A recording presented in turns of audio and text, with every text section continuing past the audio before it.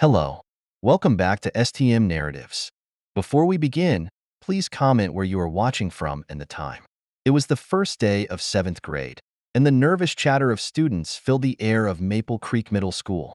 Children reunited after the summer break, some laughing, others excitedly comparing class schedules. Amid the noise, a girl sat quietly at the back of the classroom, her wheelchair parked by the window. Her name was Emily, and she had been born with cerebral palsy. Though her condition affected her motor skills, her mind was sharp, brimming with curiosity and a thirst to learn. But today, her heart was heavy. Emily had always been different, and though she tried her best to blend in, there was no hiding the fact that she couldn't walk like the other kids. Her small, delicate hands gripped the wheels of her chair as she observed the room, trying to avoid the glances that flickered her way. Some kids smiled at her, though more out of pity than friendship. Others whispered behind her back, casting quick glances and muffled giggles. She had grown used to the whispers and the stares, but that didn't make it any easier. Her teacher, Mrs. Collins, strode into the room with an air of authority, her high heels clicking loudly against the linoleum floor. She was an older woman with a reputation for being strict, often praised by the administration for her no-nonsense approach to teaching. To the students, however, Mrs. Collins was intimidating, known for being harsh and quick to reprimand those who didn't meet her standards. Emily had heard about Mrs. Collins from older students. She was said to be tough but fair. Emily hoped that if she worked hard, Mrs. Collins might see her as more than the disabled girl in class. She hoped to prove her worth through her academic effort, something she had done time and again throughout her school life. The first few days passed quietly, but Emily could sense the tension growing between her and Mrs. Collins. Each time she raised her hand to ask a question, the teacher's eyes would narrow slightly, her voice turning icy as she responded, as if she resented Emily's very presence. Emily tried to tell herself it was just her imagination, that Mrs. Collins was simply stern with all the students.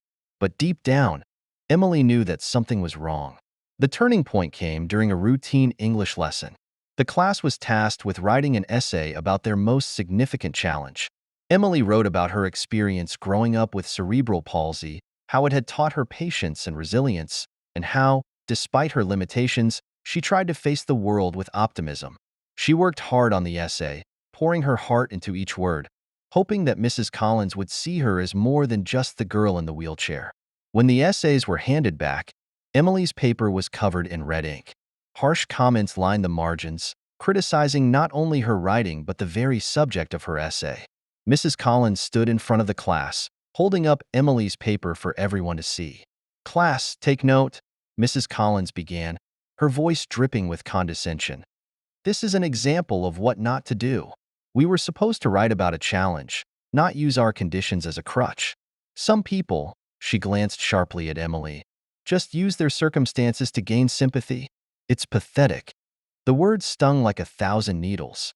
Emily's cheeks flushed with embarrassment as the other students looked at her, some with confusion, others with pity. She wanted to disappear, to sink into the floor and never come back. Tears welled in her eyes, but Emily refused to let them fall. She had faced adversity before, but never like this. Never from someone who was supposed to guide and support her. She felt exposed, her vulnerability laid bare in front of the entire class. The days that followed were no better. Mrs. Collins seemed to make it her mission to single Emily out at every opportunity. Whenever Emily struggled with a task, Mrs. Collins would sneer, her words laced with venom. "You're not even trying, Emily," she would say. "What did you expect, being like that? You can't expect the world to accommodate your every need." The word "freak" slipped out of Mrs. Collins' mouth one day, not loudly, but loud enough that Emily heard it. Her heart sank. It was the one word that haunted her nightmares, the label she feared the most. The bullying didn't stop in the classroom. Soon, other students began to mimic Mrs. Collins' behavior. They whispered behind Emily's back, called her names in the hallway, and avoided sitting next to her during lunch. The isolation weighed heavily on Emily. She had never felt so alone. But amid the sea of cruelty, there was one person who noticed Emily's pain. Sophie. Sophie was a quiet girl who sat 2 rows in front of Emily. She was tall for her age, with long brown hair and kind eyes. Though Sophie was shy and didn't speak much, she had always been an observer, watching the world around her with thoughtful attention. She saw the way Mrs. Collins treated Emily and how the other students followed suit. Each time Emily was bullied, Sophie's heart ached. She couldn't understand how a teacher, someone who was supposed to protect and encourage students, could be so cruel. One day, after witnessing another humiliating comment from Mrs. Collins, Sophie made a decision. She couldn't sit by and watch any longer. It didn't matter that she was shy, or that speaking up against a teacher might get her into trouble.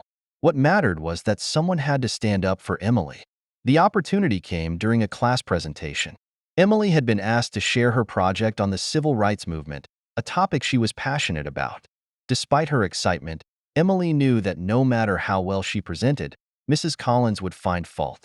Sure enough, as soon as Emily finished, Mrs. Collins smirked. "That was underwhelming," Mrs. Collins said, her voice cutting through the classroom like a knife.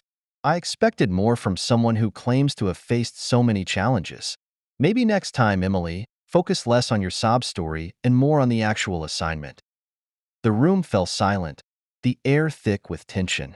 Emily stared down at her lap, fighting back tears, her hands shaking on the armrests of her wheelchair. That's when Sophie stood up. "Mrs. Collins," Sophie said, her voice steady despite the pounding of her heart. "That was wrong." The entire class turned to look at Sophie, surprised by her sudden outburst. Sophie wasn't the type to speak out, especially not against a teacher. "What did you say?" Mrs. Collins asked, her face turning an angry shade of red.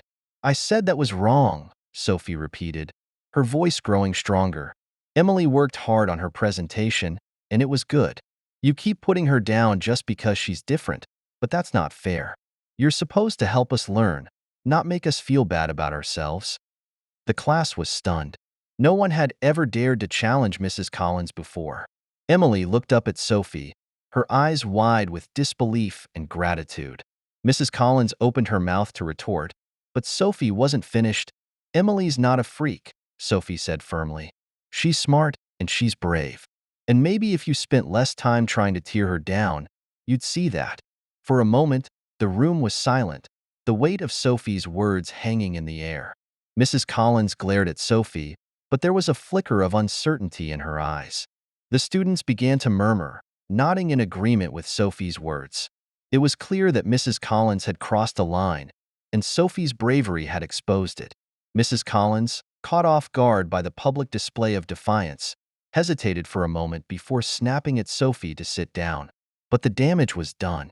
From that moment on, the class began to see Emily in a new light. Sophie's words had opened their eyes to the injustice Emily had been enduring, and slowly, the whispers and stares began to fade. Sophie became Emily's friend and ally, walking with her between classes, sitting with her at lunch, and standing up for her whenever anyone tried to put her down. With Sophie by her side, Emily began to regain her confidence. She no longer felt alone, and the kindness Sophie had shown her reminded her that there was still goodness in the world.